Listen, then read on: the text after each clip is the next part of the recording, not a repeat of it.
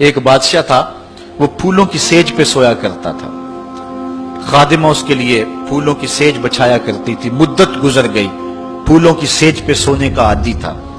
ایک دن خادمہ نے سوچا، لونڈی نے سوچا، روزانہ بادشاہ اس سیج پہ سوتا ہے، پتہ نہیں کیا لطف ہوگا۔ اس سیج کا لطف اٹھانے کے لیے وہ بھی لیٹ گئی۔ سیج تیار کرنے کے بعد ایک لمحے کے لیے کمر سیدھی کی تو سارے دن کی تھکی ہوئی تھی، آنکھ لگ گئی۔ بادشاہ وقت پر اپنے اس خاص کمرے میں داخل ہوا تو ایک لونڈی کو پھولوں کی سیج پہ سویا ہوا دیکھا تو غیرت سے جل بھن کے کباب ہو گیا۔ ایک لونڈی کی یہ اوقات کہ بادشاہ کی سیج پہ سوئے۔ اس نے جلاد کو بلایا، کہا اس کو الٹا لٹکاؤ اور اتنا مارو کہ اس کی جان نکل جائے، تاکہ باقی خدام کو پتا چل جائے کہ بادشاہوں کی سیجیں، ان کے بستر، ان کے گھر کتنے مقدس ہوا کرتے ہیں۔ لونڈی کو الٹا لٹکا دیا گیا اور جلاد ضرب پہ ضرب لگا رہا ہے، کوڑے پہ کوڑا مار رہا ہے۔ وہ چیختی ہے، روتی ہے، بچا لو مجھے، میری جان نکل رہی ہے۔ روتے روتے کیا خیال آیا کہ اس نے ہنسنا شروع کر دیا۔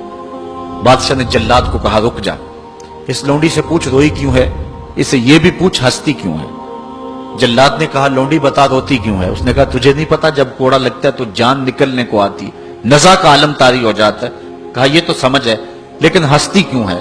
کہا ہنسی مجھے اس بات سے آئی ہے کہ چند لمحوں کے لیے سوئی ہوں، اتنی تکلیف کاٹ رہی ہوں، سوچا عمر بھر ہو گئی سوتے ہوئے، جس کو اس کا کیا بنے گا، جس کی زندگی بیت گئی اس سیج پہ سوتے ہوئے، اس کا کیا بنے گا۔ صاحبو، یہ دنیا پھولوں کی سیج نہ بنائیں، اس دنیا کو اللہ کی عبادت کے لیے گزاریں، ذکر فکر میں گزاریں، سحری کے وقت اٹھ کے مصلی پہ کھڑا ہو کے رونا سیکھیں، اللہ کے حضور آئیں، رزق کی تلاش میں رازق کو بھول نہ جائیں۔ تم سمجھتے ہو دکان بند کر کے چلے گئے تو شاید میری آج کی سیل کم ہوگی۔ سیل دینے والا، رزق دینے والا، رزق کے دروازے کھولنے والا وہ رب ہے۔ جاؤ اس کے حضور جاؤ اور جا کے اس سے مانگو۔ آج اس دنیا کے اندر آپ کہیں ملازمت کرتے ہیں، 8 گھنٹے کی ڈیوٹی دینا ہوتی ہے، ان 8 گھنٹوں کے اندر آپ کا مالک آپ کو بلائے، صرف 8 گھنٹوں میں ایک عارضی ملک آپ کے اوپر رکھتا ہے، تو آپ دوڑ کے جاتے ہیں کہ نہیں جاتے؟ آپ کے مہمان بھی آپ کے پاس بیٹھے ہوں اور آپ چائے بھی ان کو پلا رہے ہیں، لیکن باس بلا لے آپ کو اور وہ گھنٹی دے تو آپ بیل پہ سب کو چھوڑ کے بھاگتے ہیں کہ نہیں بھاگتے؟ مہمانوں سے بھی معذرت کرتے ہیں، مجھے باس نے بلایا، آپ دوڑتے جا رہے ہیں۔ یار ایک دنیا کا باس بلائے تو مہمانوں کو چھوڑ کے، چائے کو چھوڑ کے، مرغن غذاؤں کو چھوڑ کے، سب کو چھوڑ کے بھاگ جاتے ہیں، اور رب کا نمائندہ پکارے حی علی الصلاۃ اور حی علی الفلاح، جو بندہ اس کے حضور نہ جائے کتنا بڑا بد نصیب ہے، کتنی بد نصیبیاں اس کا مقدر ہیں کہ جو اس کے حضور۔ لیکن یہ اللہ تعالیٰ جل شانہ کی رحمت کی عمومیت ہے۔ اگر آج 8 گھنٹے کے لیے آپ کہیں ڈیوٹی کرتے ہیں، وہ آپ کو آواز دے اور آپ نہ جائیں تو وہ آپ کی نوکری ختم کر دے گا، آپ کو سخت سرزنش اسی وقت کرے گا یا پھر آپ کو فارغ کر دے گا۔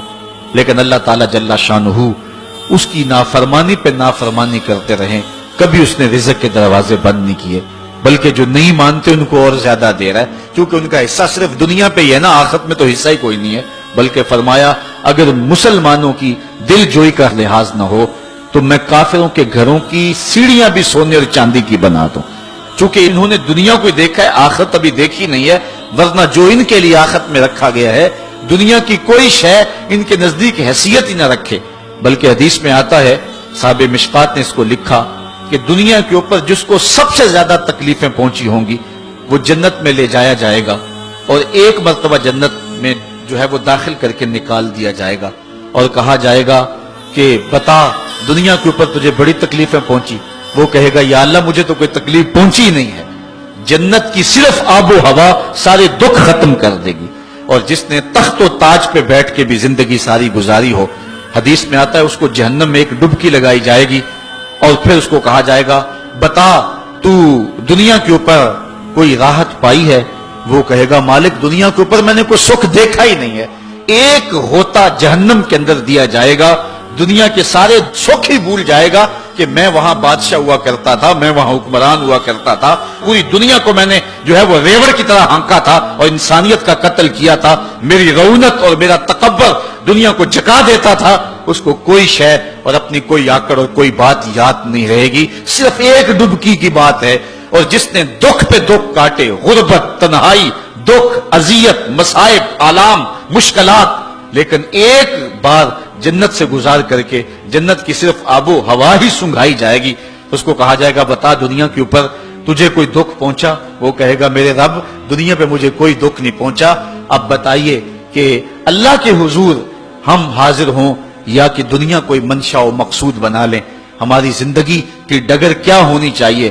پہلی بات تو یہ ہے کہ جنت کے مقابلے میں اس دنیا کی حیثیت ہی کوئی نہیں، اور دوسری بات اگر دنیا کے اوپر ہم عزتیں سرخرویاں جس کو ہم سمجھتے ہیں یہ سرخرویاں ہیں وہ پا بھی لیں تو وہ کتنا کو عرصہ ہے، پھر اس کا حساب بھی تو ہم نے دینا ہی دینا ہے۔ اس لیے ہم دیکھ لیں جتنا برداشت کرتے ہیں اس کے مطابق جو ہے وہ ہم چلیں۔